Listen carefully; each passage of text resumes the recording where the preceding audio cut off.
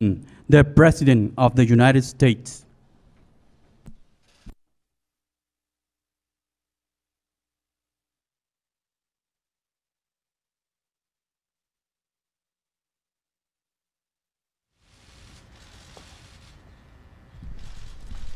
Thank you very much, everybody. Please. Hope it's not too hot, but it's pretty warm. Thank you. So, we've had a big day in the stock market. Things are coming back, and they're coming back very rapidly, a lot sooner than people thought. People are feeling good about our country. People are feeling good about therapeutics and possible vaccines. But we're going to go over quite a bit, and maybe at the end we'll take some questions if we have time. It's not too hot. Today I signed legislation and an executive order to hold China accountable for its oppressive actions against the people of Hong Kong. The Hong Kong Autonomy Act, which I signed this afternoon, passed unanimously through Congress. This law gives my administration powerful new tools to hold responsible the individuals and the entities involved in extinguishing Hong Kong's freedom. We've all watched what happened. Not a good situation. Their freedom's been taken away, their rights have been taken away, and with it goes Hong Kong, in my opinion, because it will no longer be able to compete with free markets. A lot of people will be leaving Hong Kong, I suspect. And we're going to do a lot more business because of it, because we just lost one competitor. It's the way it is. We lost a very, very serious competitor that we incentivized to take a lot of business and do well. And we gave them a lot of business by doing what we did. We gave them things that nobody else had the right to do. And that gave them a big edge over other markets. And because of that edge, they've done really historic business, tremendous business, far bigger than anybody would have thought years ago when we did this gift. It was really a gift to freedom. Today, I also signed an executive order ending U.S. preferential treatment for Hong Kong. Hong Kong will now be treated the same as mainland China. No special privileges, no special economic treatment, and no export of sensitive technologies. In addition to that, as you know, we're placing massive tariffs and have placed very large tariffs on China. First time that's ever happened to China. Billions of dollars have been paid to the United States, of which I've given quite a bit to the farmers and ranchers of our country because they were targeted. And that's been going on for 3 years. It's the first time anybody's ever done anything like that. And prior to the plague pouring in from China, they were having the worst years, in 67 years. And I don't want them to have a bad year. I want them to have a good year. But they were taking advantage of the United States for many, many years. And that's stopping.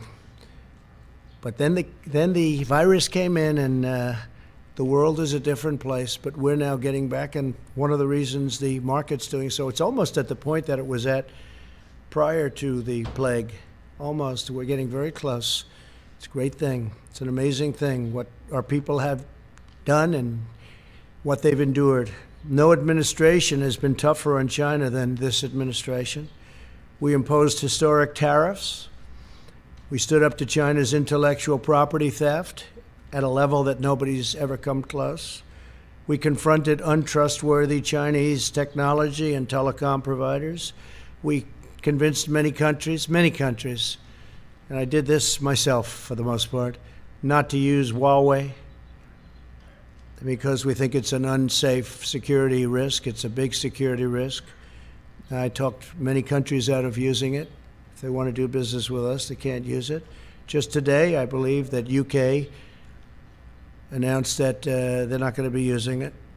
And that was up in the air for a long time, but they've decided. And you look at Italy, you look at many other countries.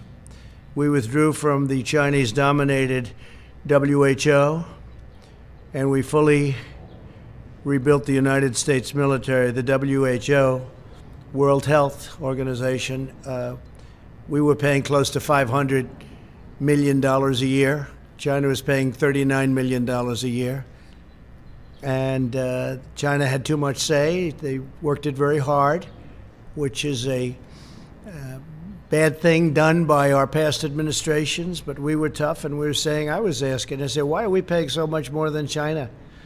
China has 1.4 billion people. We have 325, probably 325 million approximately. Nobody can give the exact count. We're trying to get an exact count, but you have, over the years, many illegals who have come into the country, so it depends on how you want to count it. But you could say 325 to 350 million people as opposed to 1.4 billion people. And the world trade is terrible. That deal is terrible. And the world health is a terrible deal. We've been very tough on the World Trade Organization, and we've been, I guess, as tough as you can get on world health. We withdrew our money. We told them we're getting out. Doesn't mean that someday we won't go back in. Maybe we will when it's correctly run, but they made a lot of bad predictions, and they said a lot of bad things about what to do and how to do it, and they turned out to be wrong. And they were really a puppet of China. And make no mistake, we hold China fully responsible for concealing the virus and unleashing it upon the world. They could have stopped it. They should have stopped it. Would have been very easy to do at the source when it happened. In contrast, Joe Biden's entire career has been a gift to the Chinese Communist Party and to the calamity of errors that they've made. They made so many errors, and it's been devastating for the American worker. China has taken out hundreds of billions of dollars a year from our country, and we rebuilt China. I give them all the credit in the world. I don't give the credit for the people that used to stand here, because they allowed this to happen, where hundreds of billions of dollars were taken out of the United States Treasury in order to rebuild China. There's no company and no country in the world has ever ripped off the United States like the incredible job that they did on this country and the people that ran it. Possibly it's one of the reasons, certainly it's one of the very big reasons, trade and things related to trade, that I got elected in the first place. I've been talking about it for a long time, along with many other subjects, frankly. Joe Biden supported China's entry into the World Trade Organization, one of the greatest geopolitical and economic disasters in world history. If you look at China and you look at the moment they joined the World Trade, they were flatlining for years and years and years and decades. And then all of a sudden they joined the World Trade Organization, and they went like a rocket ship. They were given all sorts of advantages. They were considered a developing country. As a developing country, they got tremendous advantages over the United States and other countries. And they took advantage of those advantages and then some. Biden personally led the effort to give China permanent most favored nation status, which is a tremendous advantage for a country to have. Few countries have it, but the United States doesn't have it. Never did, probably never even asked for it, because they didn't know what they were doing. As Vice President, Biden was a leading advocate of the Paris Climate Accord, which was unbelievably expensive to our country, would have crushed American manufacturers while allowing China to pollute the atmosphere with impunity. Yet one more gift from Biden to the Chinese Communist Party. They took all of the advantage away from us. They took everything away. They don't have oil. We would have had to close up tremendous amounts of our energy to qualify eventually, not too far into the future. We would have had to do things that would have been unbelievably destructive to our country, including the possible closing of 25% of our businesses. Think of that. And it was going to cost us hundreds and hundreds of millions of dollars for the privilege of being involved in the Paris Climate Accord. And you just have to look at what took place this year in Paris and France, where money was being sent to countries all over the world, and the people of France didn't want to take it, and they didn't, and they did a lot of rioting. They had their taxes raised. We would have had to raise our taxes. And it was a disaster. I've been given a lot of credit for what I did there. It took a certain amount of courage, I guess, because it sounds so nice, the Paris Climate Accord, but it wasn't good for us at all. America lost nearly 10,000 factories while Joe Biden was vice president. Think of that, 10,000 factories. He wrote something today, and he made a statement today that I wrote down, pretty accurate. So Biden was here for 47 years, 8 years, the last 8 years, not long ago, as vice president, he said, 1 in 5 miles of our highways are still in poor condition. Well, we're doing a good job on highways, but why didn't he fix them 3 years ago? Why didn't he fix them? Tens of thousands of bridges are in disrepair and on the verge of collapse. Well, it's probably not a right number, but we have bridges that should have been fixed. Why didn't he fix them? He was there for 8 years with President Obama. Why didn't they fix them? Tens of thousands of bridges. This is what he wrote. High-speed broadband. We want high-speed broadband. Well, why didn't he get it? 3 years ago is not a long time. And he didn't do any of the things, but now he says he's going to be president. And as president, he's going to do all the things that he didn't do. He never did anything except make very bad decisions, especially on foreign policy. So Joe Biden and President Obama freely allowed China to pillage our factories, plunder our communities, and steal our most precious secrets. And I've stopped it largely, but I've stopped it. And it wasn't easy, because you talk about a certain power of the telephone and the calls, where they would call and say, no, we don't want to do that. And other countries would call on behalf of China, but I did it. I did what has to be done. And you just take a look at what's gone on, and take a look at at the numbers where they devalued their currency in order to pay the tariffs. Now the Democrat Party is calling for defunding of our military. Think of that, defunding. They want to defund our military when China is building a massive military. They're building a massive military, and Biden wants to defund our military. And the world needs American strength right now more than ever, and we've got it. We've got now, soon, as all this equipment comes in, all made in the USA, we've got the newest, most incredible weapons anywhere in the world. We have the best tanks, the best ships, the best missiles, rockets. We have the best of everything. We have the best fighter jets, the F-35, the F-18. All of these assets are being built. Tankers, incredible tankers, bombers. Hope we don't have to use them. But we have the most incredible military. When I came in, the military was totally depleted. It was at a level that was just absolutely incredible. You know the statements. I made the statements before. I told you what generals told me about our military. And I'll make them again. If somebody needs them, we'll give them to you. Very well documented. As vice president, Biden opposed tariffs, and he was standing up for China. He didn't want to do anything to disrupt the relationship with China, even though China was taking us to the cleaners. He opposed my very strict travel ban on Chinese nationals to stop the spread of the China virus. He was totally against it. Xenophobic, he called me. Xenophobic. A month later, he admitted I was right.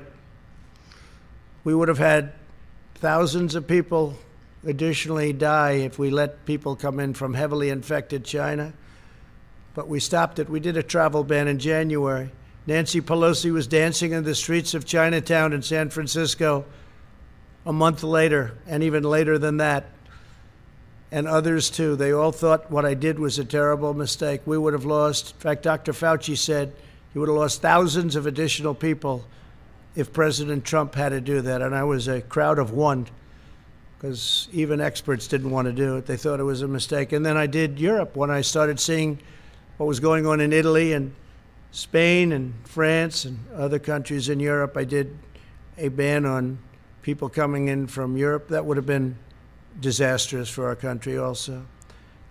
And we saved tens of thousands of lives, but we actually saved millions of lives. By closing up, we saved millions, potentially millions of lives. Could be a number that we're actually working on, but it could be 2 to 3 million lives. So we're at 135,000, which is terrible. One is too much. But we would have had millions of people dead from this curse that came at us. But we did what we had to do, and now we'll put out the flames as it happens. We have to get the schools open. We have to get everything open. A lot of people don't want to do that for political reasons, not for other reasons.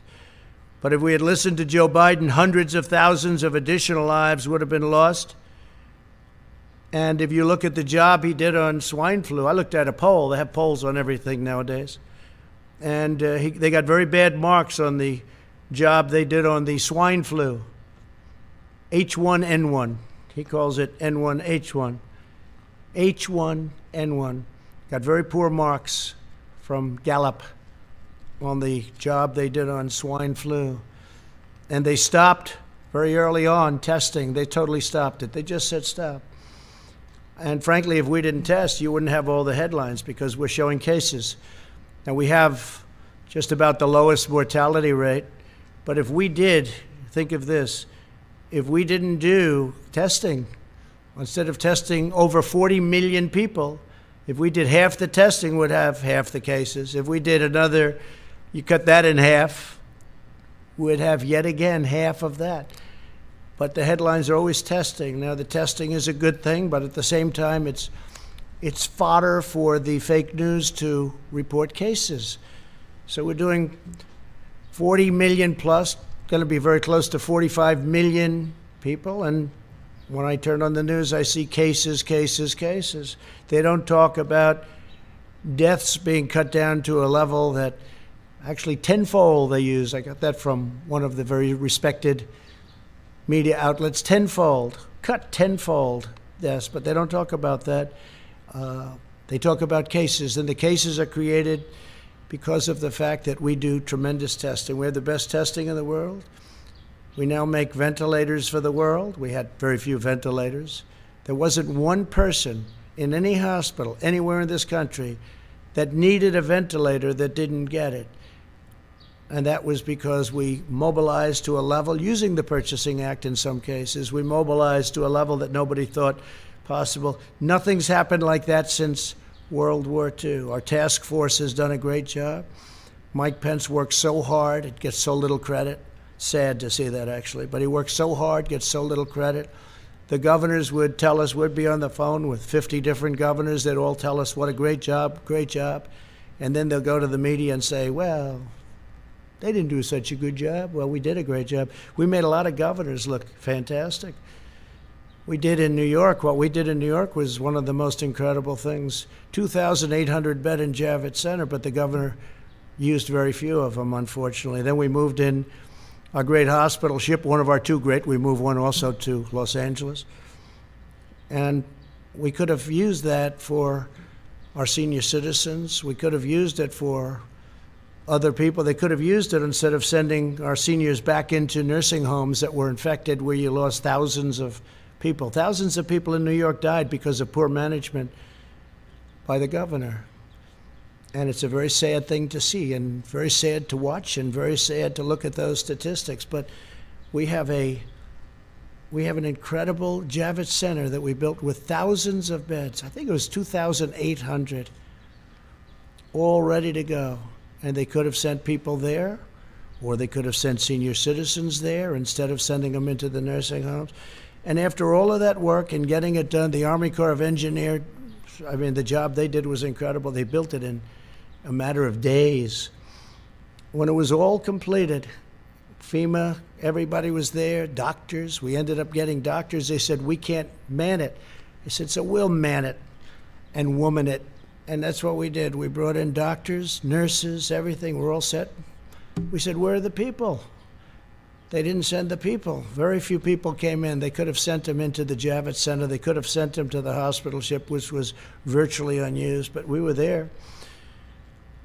By contrast, my administration acted very early to ban travel from China, from Europe, saving all of these lives. Incredible.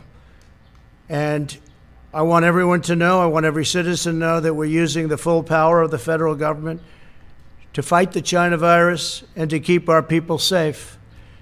Through Operation Warp Speed, we will deliver a vaccine in record-breaking time. We're doing very well on the vaccines. We have many, many different vaccines being studied right now, many of which are looking really good. And we're ready to distribute the vaccine when we get it. We're all set, taking a risk, an economic risk of preparing for delivery because we feel very certain it's going to be there. But logistically, we have our military ready to go. We have generals, that's all they do is distribute things, and they're going to be distributed, hopefully, a vaccine or a therapeutic. And it's coming out really well. And I think you're going to have some good news very, very quickly having to do with the vaccines. We're also working with many other countries on the vaccine. Many countries are working with us. We're unleashing our nation's scientific genius to kill the virus. Joe Biden didn't just side with China on the virus. He did. He called me, again, xenophobic. That's what he said. You all heard it many times. He described the rise of China as, quote, a very positive development. Not a positive development. Not for us, it's not. He said that the idea that China is our competition is really bizarre. He's really bizarre. He said, China's not a problem. No. Nobody's ripped us off more than China over the last 25, 30 years. Nobody close. And he says, China's not a problem. Now he takes it all back now. Now he wants to be Mr. Tough Guy. But for years, 47 years, he never came out against China, never said anything bad, just the opposite. His son walked out with $1.5 billion of money to invest where he'll make hundreds of thousands of dollars, maybe millions of dollars a year. Walked out with $1.5 billion. I asked one of the biggest people on Wall Street, maybe the biggest, is that possible? He said no. He's never seen it. They don't do that. But Hunter, where's Hunter? Where is Hunter, by the way? Hunter Biden walked out with $1.5 billion. In Ukraine, he got $83,000 a month and I guess an upfront payment of $3 million. So he went from not having a job to getting $83,000 a month with a lot of money paid up front to work for Burisma. And you all know about Burisma. But nothing happens, nobody cares. And he was unemployed, as you know. He was unfortunately forced to leave the military. He was forced to leave. Didn't have a job, and all of a sudden he's making a fortune. But nobody talks about that. Indeed, Biden expressed more fawning praise about China on an ordinary day than about America. On the 4th of July, the last Independence Day, Biden attacked the United States and said, we had, quote, never lived up to the ideals of our fathers, our forefathers, or our founding fathers, those founding ideals. And yet he enthusiastically stated that China is a great nation and we should hope for its continued expansion. Well, we all wish well to China, but what China's unleashed on the world, it's hard to even fathom. I see people now, friends of mine, they walk up, they want to say hello, and they have to keep their distance, and they're all covered up like you're all covered up with face masks. It's a different world, but we're coming out on top. Biden sides with China over America time and time again. And he said on the 4th of July, American history is no fairy tale, and yet blindly celebrates China, saying few nations in history have come so far, so fast. He's so proud of them. He's so proud of them. Now Joe Biden is pushing a platform that would demolish the U.S. economy, totally demolish it. So we built the greatest economy in the history of our country, greatest in the history of the world. That was a few months ago. Best unemployment numbers ever. best for African American, Asian American, Hispanic American, best for women, best for everybody, best for young people that didn't have a high school diploma, didn't have a college diploma. They had a diploma, they were really in good shape. We built the greatest ever stock market, highest ever in history. We had 143 days of all-time stock market highs in just less than 3.5 years. And we had to close it down because we did the right thing by doing that. As I said, we saved millions of lives. But China was saying, this is incredible what's going on. China was for the first time respecting the United States. And now they want to do something that's much different, Joe Biden. So I've watched this, and I've watched it with great interest. We're building our economy again. I guess the stock market went up almost 500 points today, or something thereabouts. You'll check, but it was up a lot when I left. And our economy is coming back. We're almost at a level where, even though it's long before the very important, maybe the most important ever election of November 3rd. We're long before that, but we're close to record stock markets again, and NASDAQ hit an all-time high for the 16th time. Think of that, for the 16th time over the last month or so, for the 16th time. So one of our markets already hit an all-time high. Today, Joe Biden gave a speech in which he said that the core of his economic agenda is a hard left crusade against American energy. He wants to kill American energy. He wants to re-enter the unfair, one-sided Paris Climate Accord, which will destroy us, at the expense of many other nations who benefit. It was actually drawn, in my opinion, to take advantage of the United States, just like so many other deals are done to take advantage of the fools running the United States. But this would do nothing for the environment, but would cripple American industry while greatly helping China. He wants to impose massive energy taxes and job-crushing mandates to eliminate carbon from the United States economy. Let him define the word carbon, because he won't be able to. Obliterating American oil, clean coal, natural gas, and the natural energy resources that supply countless American jobs. Joe Biden put AOC, a young woman, not talented in many ways, in charge of his energy plan and the environment, essentially. Her and Bernie Sanders, who ran a lot of times for president, never made it. Good base, but that's about it. In other words, he wants to impose the Green New Deal on our country. When I first saw the Green New Deal, I thought it was a joke.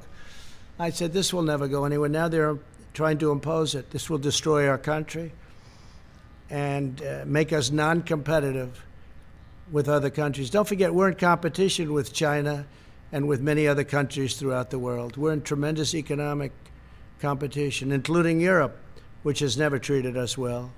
The European Union was formed in order to take advantage of the United States. They formed, and they take advantage of the United States. And I know that. They know I know that. But other presidents had no idea. Last week, Joe Biden released his unity platform developed with socialist Bernie Sanders, describing what he would do if elected president.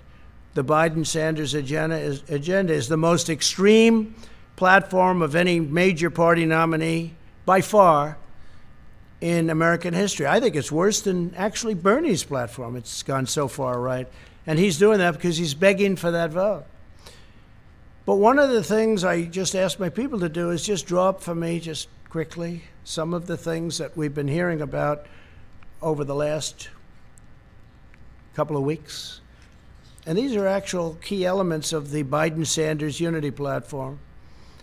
Abolish immigration detention. No more detention. You come in here illegally, no more detention.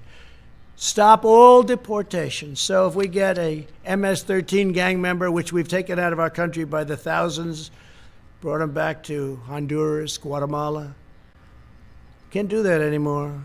El Salvador. Can't do that anymore. Stop all deportations. In other words, we'll take all of these people, many of whom are in prison for rape, murder, lots of other things. End prosecution of illegal border crossers. Oh, okay, they come in illegally and we have to stop the whole process. Support the deadly sanctuary cities where many of these people are protected better than the American citizen is protected. Incentivize illegal alien child smuggling. Give it an incentive. Because if you look at what they're saying, that's exactly what they do. Incentivize illegal alien child smuggling. They're incentivized by what this plan calls for. Expand asylum for all new illegal aliens. How about that one? All new illegal aliens. Expand asylum. Cancel all asylum cooperation agreements in the Western Hemisphere. Well, we have agreements with Honduras, Guatemala, with El Salvador. We have great agreements where when Biden and Obama used to bring killers out, they would say, don't bring them back to our country. We don't want them. Well, we have to. We don't want them. They wouldn't take them. Now with us, they take them. Someday I'll tell you why. Someday I'll tell you why. But they take them, and they take them very gladly. They used to bring them out, and they wouldn't even let the airplanes land if they brought them back by airplanes. They wouldn't let the buses into their country. They said, we don't want them. I said, no, but they entered our country illegally, and they're murderers, they're killers in some cases. And they said, nope, we don't want them. They'd turn the bus around, they'd turn the plane around, then they'd land in the United States, and who knows what happened to them. But it wasn't good. Taxpayer-funded lawyers will be given to all illegal aliens. So we're going to pay now for the lawyers' lobby, and we're going to give all illegal aliens taxpayer-funded lawyers. How does that sound? Pretty good? In other words, come in here illegally, we're going to give you free legal advice. We'll take you up to the Supreme Court as much as possible. Abolish immigration enforcement against illegal workers. Think of that. Abolish immigration enforcement. They're going to abolish immigration enforcement. Well, basically, as you know, what they're going to do is they're going to rip down the wall. They're taking it down. They want to take down the wall, which we fought hard for. We're up to 259 miles right now of great, powerful wall that's really working, because if you look at the numbers, in addition to the fact that Mexico, for various reasons, has 27,000 soldiers on our southern border to keep people out of our country. And I appreciate it. We had a great meeting last week with the president of Mexico, great guy, friend of mine, become a friend of mine. A lot of people thought that couldn't happen because we're very opposite in terms of our views, maybe even in terms of our temperament, but he's a great guy and he's a friend of mine, and they've been terrific. Mexico has been terrific. 27,000 soldiers on our border, Mexican soldiers, and we have great, great numbers. We get rid of so many different things. Catch and release is gone.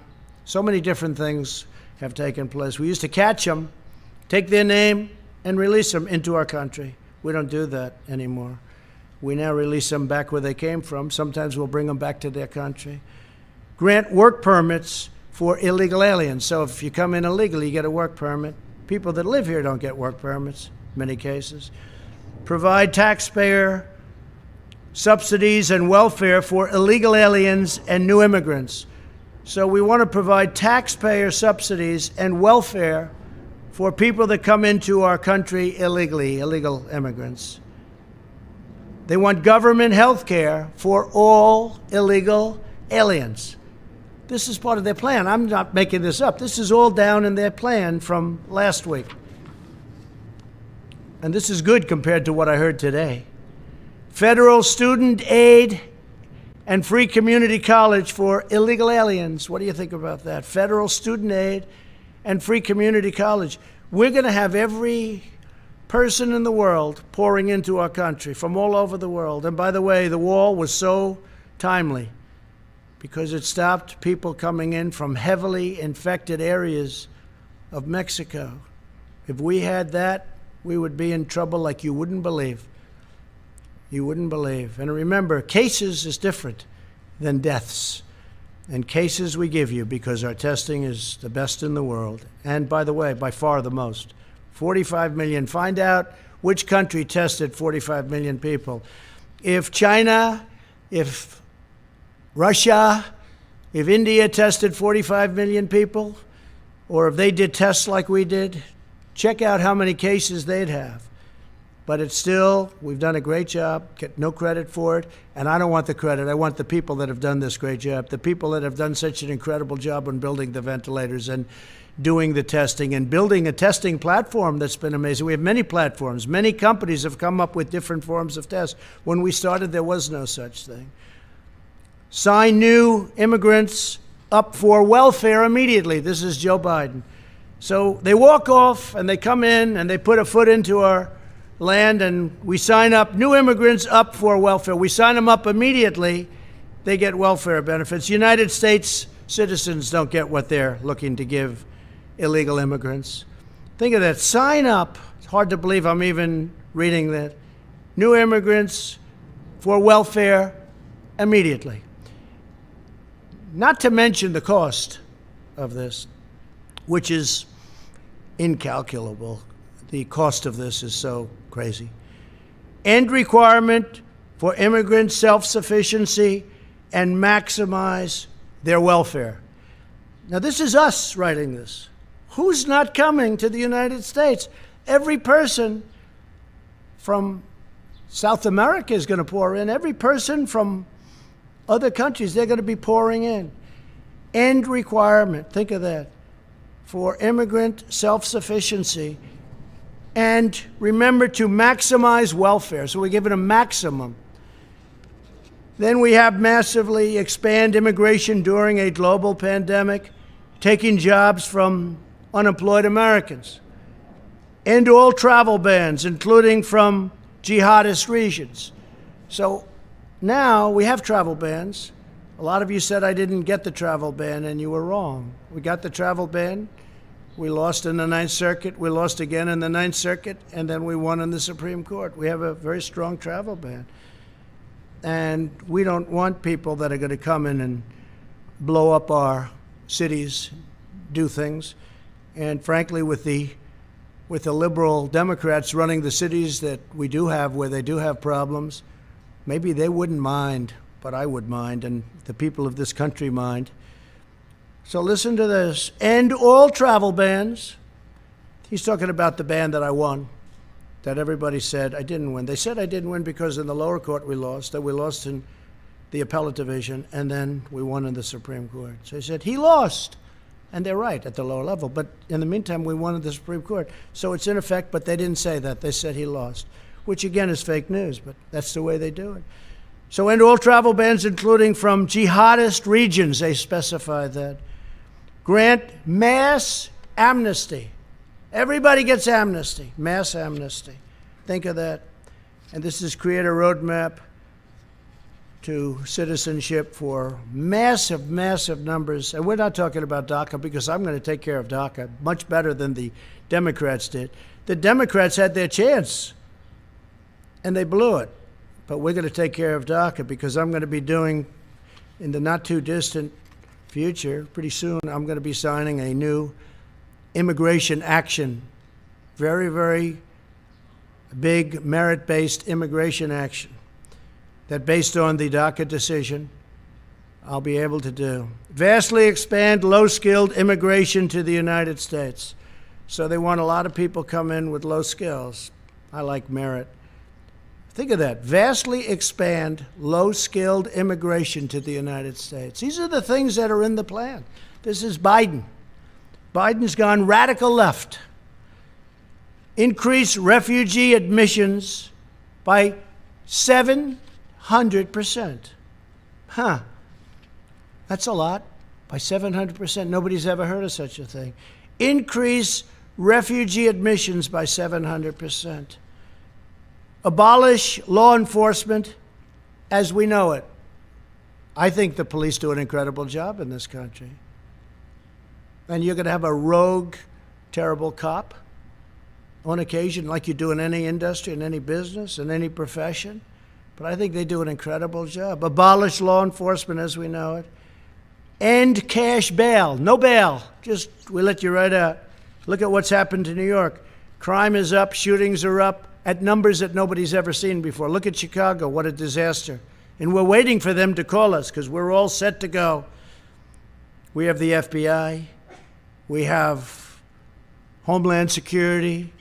We have everybody ready to go. We have the National Guard. They're all ready to go. End cash bail, releasing dangerous criminals onto our streets. Cash bail. New York just did that. Other places have done it. They haven't turned out too good. Abolish completely the death penalty. And I know there's a lot of debate on the death penalty, and there has been for a long time, but sometimes you use the death penalty depending on the crime. You know what happened today with regard to the death penalty. Appoint social justice prosecutors in order to free violent criminals.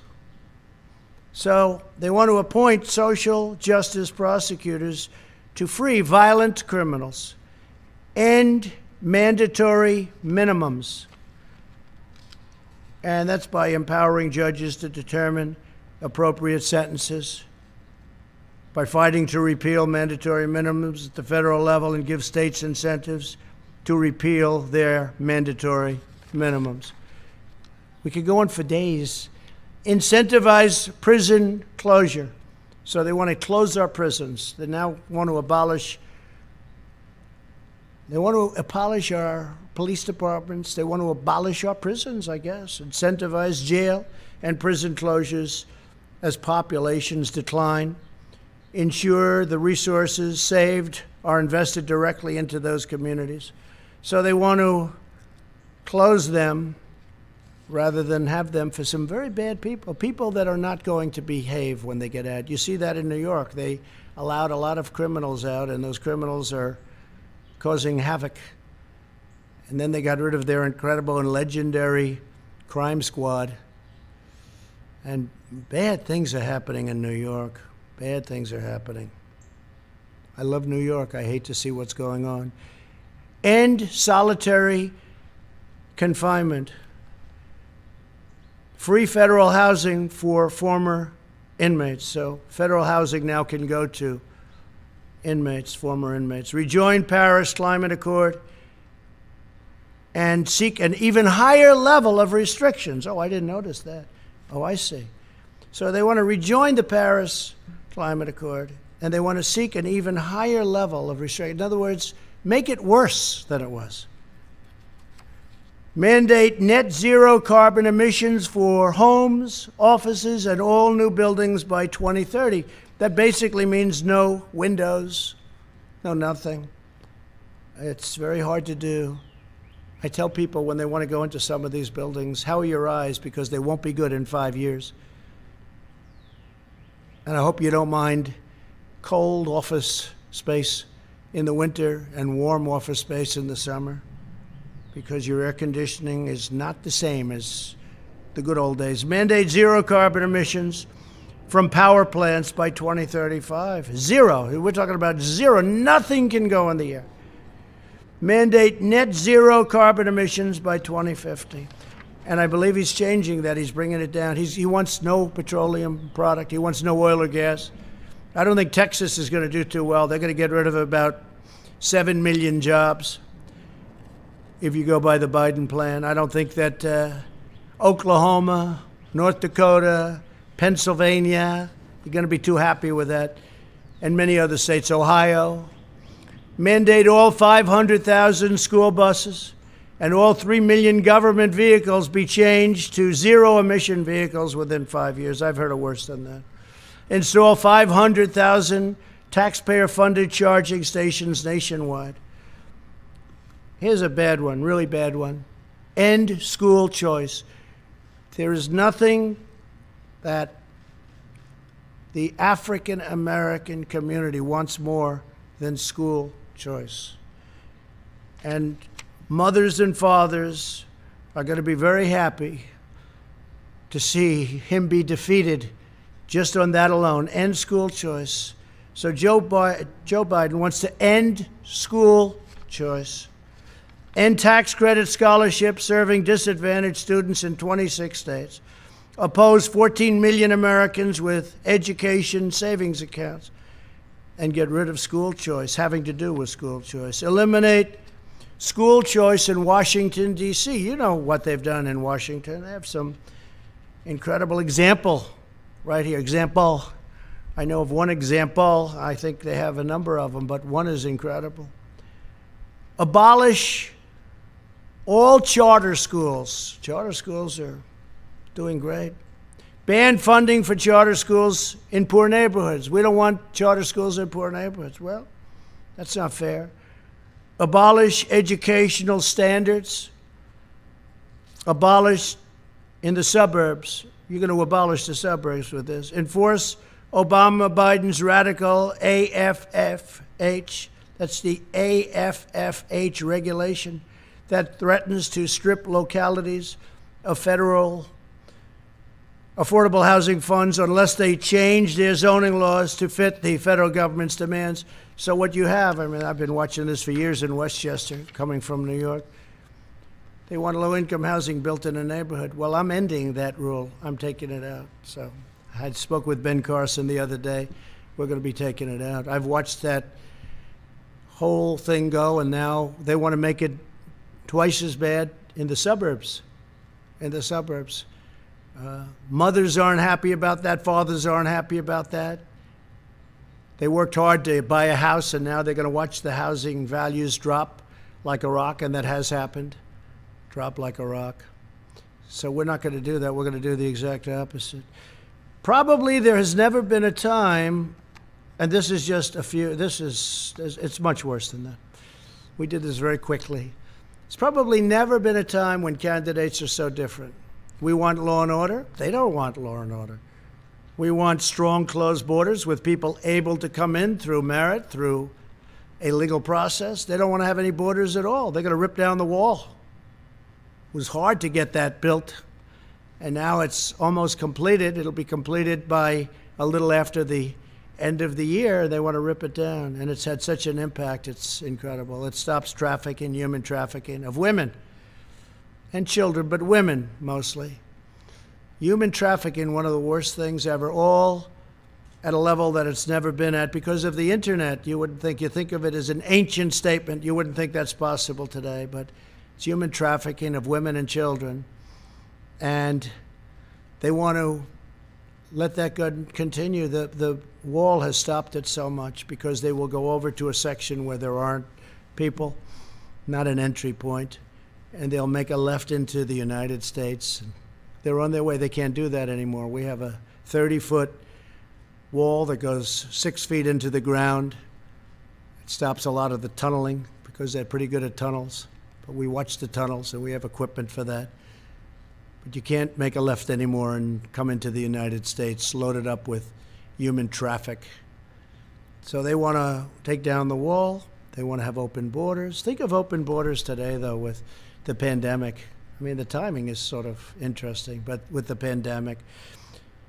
So there's never been a time when two candidates were so different. I mean, I've seen races where it's like the same exact platforms. I'm even talking about essentially Democrat, Republican. There's not that much difference. There's a little difference, but there's not much.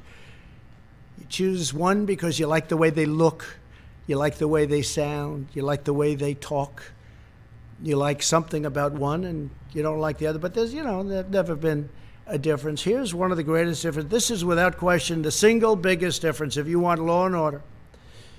For instance, I enacted recently when I saw all that was going on with federal monuments. We don't have the right to do states, although we're trying to find it. But with the monuments where they wanted to rip down Andrew Jackson, they wanted to rip down George Washington. They were actually heading over to the Jefferson Memorial, if you can believe that. But this has been going on, and I found an act that we've used, and we have many, many people in jail right now. Many, many people in jail all over the country because they tried to destroy, or in some cases got it down, a federal statue or monument. We haven't had anybody making a move since I enacted this. I signed an executive order a couple of weeks ago, and it says very simply, 10 years in jail. You do it, 10 years in jail. The amazing part is we were able to catch everybody because thanks to all of you on television, we appreciate it. But we have their pictures. We have the man standing on Andrew Jackson's horse. We have the man standing by General George Washington. We have everybody standing. They were going to go for the Emancipation Proclamation, Abraham Lincoln, standing with the young man who was being freed. And we said, we're going to do something. We can't let this happen. Now, it could be removed at some point. You go through a process, a legal process, go through Congress, whatever. I understand that. At the same time, some people like these statues and monuments, but it can be removed, but you have to go through a legal process. So they were going to have 20 to 25,000 people that night. Nobody showed up. Nobody. You know that because you were disappointed to see that. The next night, I believe 22 people showed up. They said, we're going to make it Friday night instead. And 22 people showed up. 4 were actually arrested because we have pictures of them knocking down other statues. So they're in jail now. So there has never been an election where we've had this kind of difference. We want strong borders. Without borders, you've heard me say it 1,000 times. Without borders, you don't have a country. They don't want to have borders. They want to have open borders. It's radical left, and it'll destroy our country. 20 years ago, Venezuela was a very rich country, one of the richest anywhere. Per capita, one of the richest, tremendous oil reserves. Now they don't have water.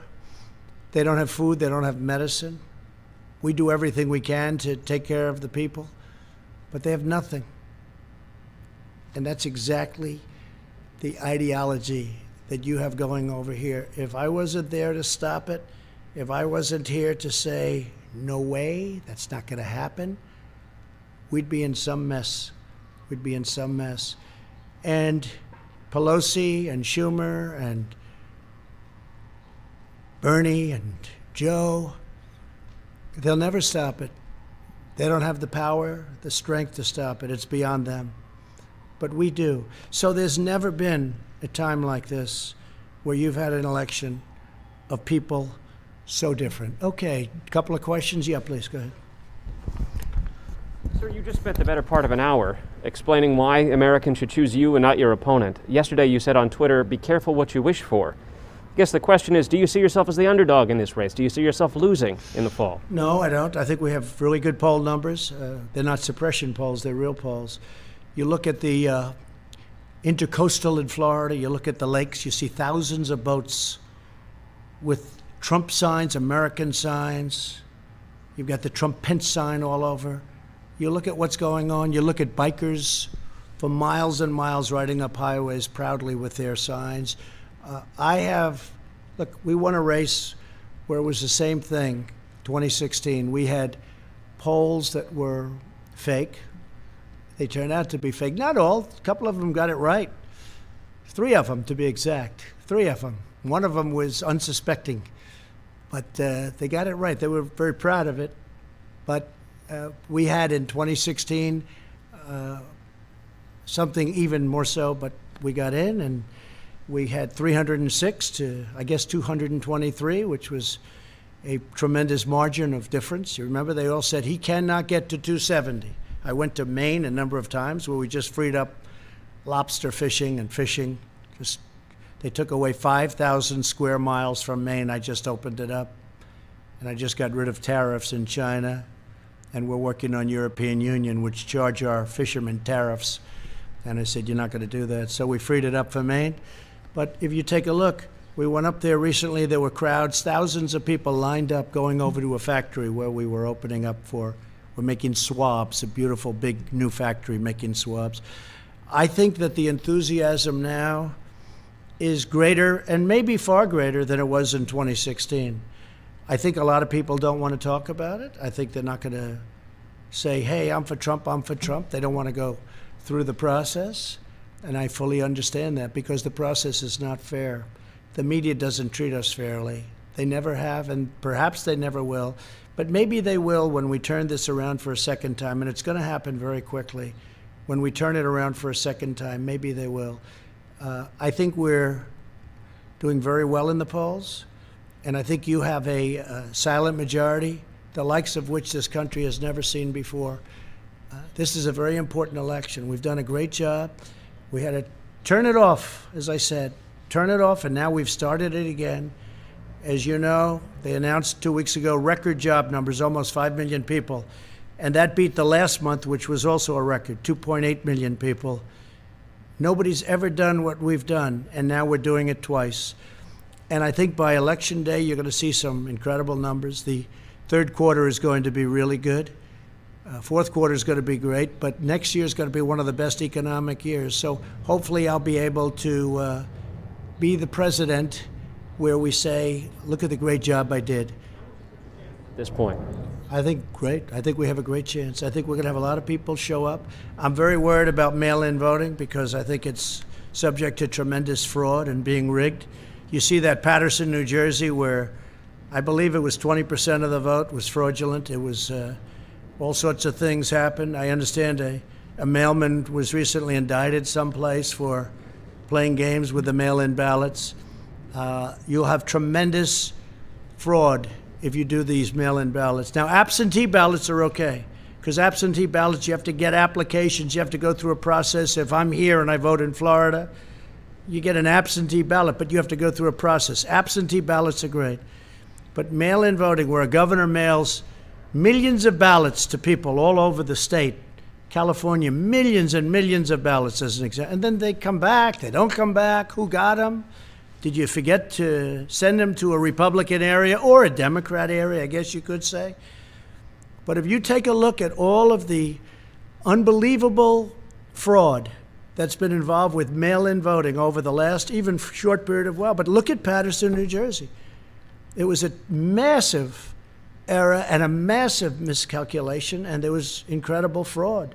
Look at the city council, what's happened to it. This is one place, but you have many places, and they're all over. Yes, please. Thank you, sir. I want to know, when's the last time you spoke with President Xi of China, and do you plan to speak with him in the near future? No, I haven't spoken to him. Well, no, I don't. I have no plan to speak to him. Yeah, And please go. Thank you. So, do you want to do a follow-up? Yeah, I don't mind. Okay, yeah. Is it okay? Yeah, go ahead. Yeah. I just wanted to know, Ruth Bader Ginsburg was hospitalized today with an infection. Wanted to know if you had any reaction to that news. No, I wish her the best. I hope she's better. I didn't hear that, actually. She was just hospitalized? No, that's too bad. No, I wish her the best. Okay. She's actually giving me some good rulings. Okay? So you know that, right? People were surprised. No, I wish her the absolute best. Please. Thank you, Mr. President. So you were mentioning the travel bans, and I wonder when do you plan to review that, because the European countries are in a situation is under control, much a better place than the U.S., and there is no ban for other hotspots like Russia and India. So what will be the criteria to change that? And another question. Well, you know, we've banned for Europe, and at some point that'll come off, and we're dealing with them all the time. The relationship's very good. They just don't treat us very well on trade. They have been very unfair to us over many, many decades, and we're doing that. It's very easy to solve. I was all set to solve it, actually, and then we got hit with the plague. But we have a travel ban on various countries, and that travel ban remains until such time as we say it doesn't remain. And We want our country safe.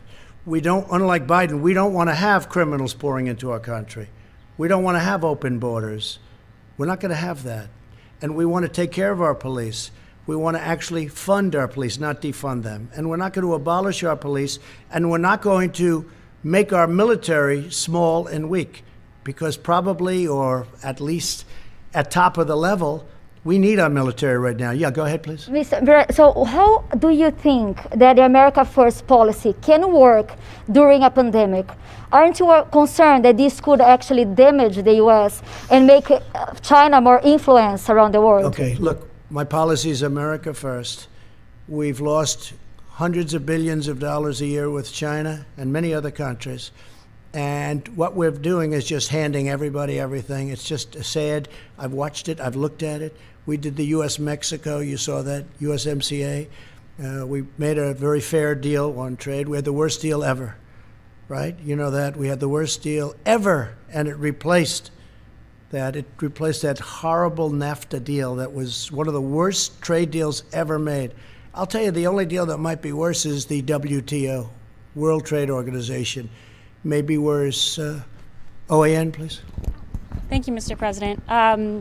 Your administration has taken tangible steps to ensure that Chinese companies are not taking advantage of our U.S. stock markets, our trade.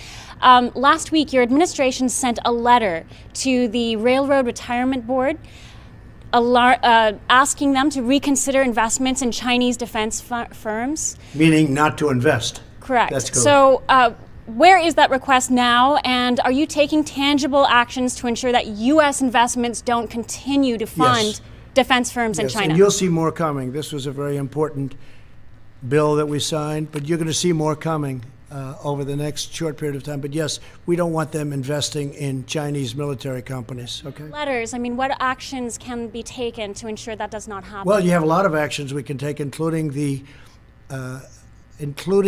increase. You know, right now people don't know China's paying a lot of tariffs. We made a China deal, and they bought just, I think, the third highest amount of corn ever in world history.